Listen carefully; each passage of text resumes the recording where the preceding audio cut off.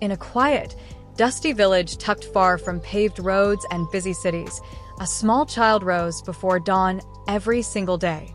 With bare feet and a worn-out bag, he walked 10 miles through mud, across streams, and under the scorching sun.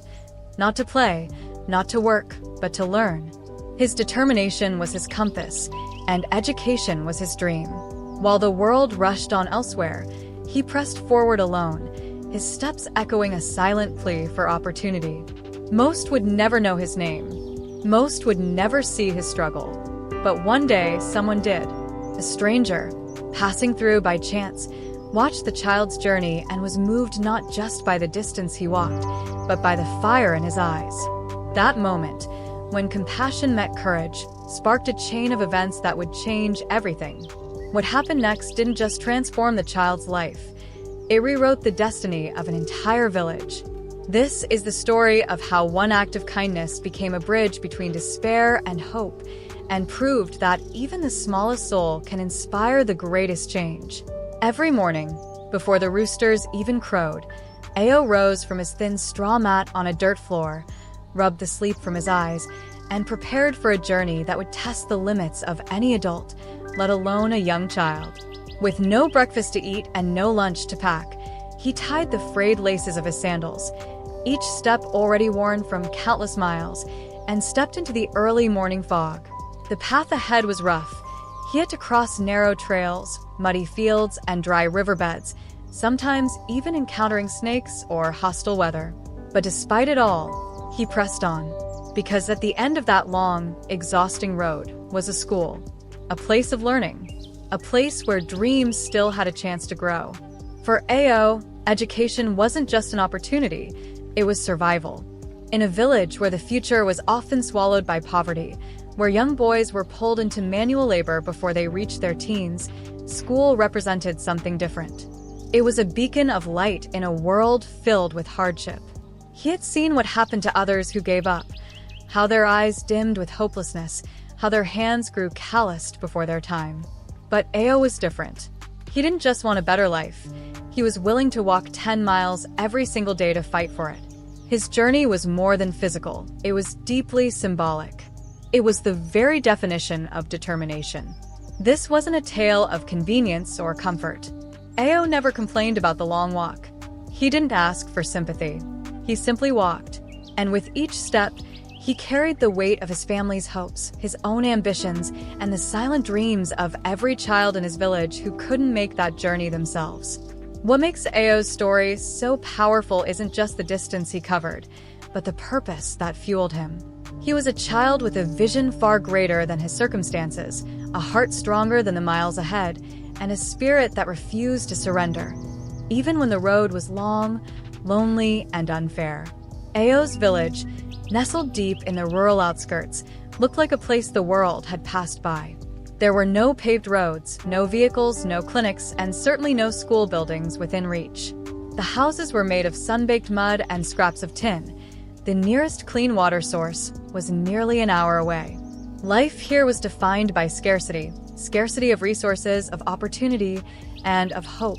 Generations had lived and died in the same cycle, farming just enough to survive, with dreams stifled before they could even take root.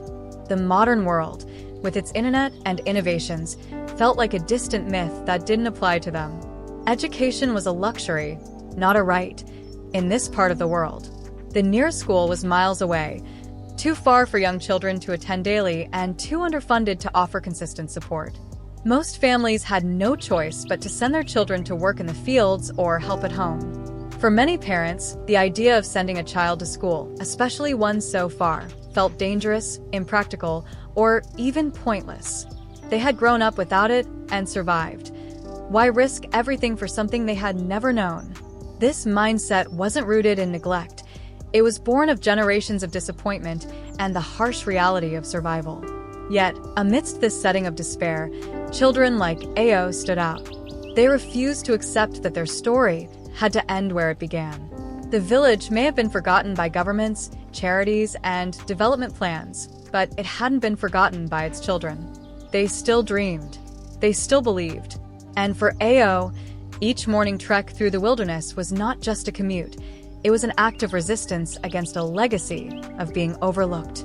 His walk became a symbol of what could still be possible, even in a place the world had left behind. Every morning before the sun rose, Ao would lace up his worn-out sandals, if he even had them, and begin the long, lonely walk to school. 10 miles of dirt paths, thorny bushes, and unpredictable terrain lay ahead of him. There were days he walked in the rain, drenched and shivering, and other days when the heat was so intense it seemed to rise from the ground like a fire. Wild animals weren't uncommon, and neither were cuts, bruises, or exhaustion. But Ao pressed on, not for fame or reward, but because he knew education was his only way out. Every step he took was a step toward a different future, a life not defined by poverty, but by potential. This journey wasn't just physical, it was emotional and spiritual. With each mile, Ao battled not just distance but doubt. He had no guarantee that this sacrifice would pay off. Often, he'd arrive at school hours late, already tired and hungry, and still sit through class with intense focus. His classmates respected him, teachers admired him, and slowly, word began to spread beyond the classroom. Ao wasn't just attending school, he was embodying the very meaning of resilience.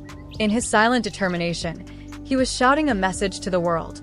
I am willing to fight for my future, even if no one else fights with me. One afternoon, as Ao made his usual trek home after school, his feet dusty, his backpack hanging loosely from one shoulder, a stranger in a nearby vehicle slowed down, watching the boy walk along the roadside with quiet purpose. The man was a humanitarian passing through the region, conducting field work for an education initiative. Curious about the boy's determination, he stopped and asked where Ao was going. When Ao explained his daily journey, the man was stunned. 10 miles each way, every day, just to learn? In a world where so many take school for granted, this child's sacrifice was both heartbreaking and inspiring. The stranger realized he hadn't just met a boy, he had encountered a symbol of unwavering hope. What moved the man even more was Ao's humility. He didn't complain or seek pity. He simply expressed his love for learning and his desire to become a teacher one day, to make education accessible in his own village. The encounter left the stranger deeply impacted. That night, he couldn't sleep. The image of the boy's tired feet and eager eyes replayed in his mind. He knew he had a choice: walk away like everyone else had, or do something that could change this child's life, and perhaps the future of his entire community. The spark had been lit. The very next day, the stranger returned to the same dusty path, hoping to see Ao again. When he found him, the man did something unexpected. He sat beside the boy under a tree and listened to his story in full. Ao spoke of his village's longing for education, of friends who dropped out because the journey was too much, and of his dream to one day bring a school closer to home. Moved by the raw honesty and quiet strength of this child, the stranger looked him in the eyes and made a promise. You won't have to walk 10 miles forever. I will build your village a school. It was a moment that felt surreal. Ao could hardly believe it. In a world where so many promises went unfulfilled, this one felt different. It was backed by a genuine heart and a vision that saw beyond statistics and maps. This promise didn't remain just words. The man immediately contacted his network of NGOs, local officials, and community leaders. He started planning, fundraising, and gathering resources. What had begun as a random encounter was now transforming into a mission. The villagers, skeptical at first, slowly began to believe. They had heard promises before, but never seen action. This time, though, something felt real. The spark of hope that Ao had carried for years was spreading, and for the first time, the village began to imagine a future where learning was just steps away, not miles. Months of preparation led to a moment no one in the village ever imagined they'd witness: groundbreaking day. The once barren field at the edge of the village, where goats used to graze and children played in dust, was now the center of attention. Construction workers arrived with tools and materials, and with them came hope dressed in the form of bricks, cement, and wooden beams. The villagers gathered in awe. Many of them had never seen a school being built, let alone in their own backyard. It wasn't just about infrastructure, it was about dignity. This symbol of progress was more than a building. It was proof that the outside world had finally noticed them, not with pity, but with purpose. What made the moment even more powerful was that the villagers themselves were invited to be part of the building process. Men and women, young and old, picked up shovels, carried water, and laid the foundation with pride. They weren't just bystanders, they were co-creators of their children's future. And Ao? He stood at the front, helping where he could, watching a dream take shape before his eyes. The groundbreaking wasn't just a ceremonial event, it was a turning point in their history. One that marked the end of walking 10 miles for education and the beginning of learning within their own community. As the foundation turned into walls and the walls into classrooms, the village began to transform along with the building itself. The rising school wasn't just a physical structure, it became a symbol of possibility. People started walking taller, talking about the future with excitement instead of fear. Children who once wandered aimlessly during the day now watched the progress with eager eyes, counting down the days until they could step inside as students. Parents, many of whom had never held a book in their lives, began to ask questions about learning, about reading, about how they, too, could grow. The entire energy of the village shifted from survival to anticipation. The school brought with it more than just education. It brought jobs, training, and unity.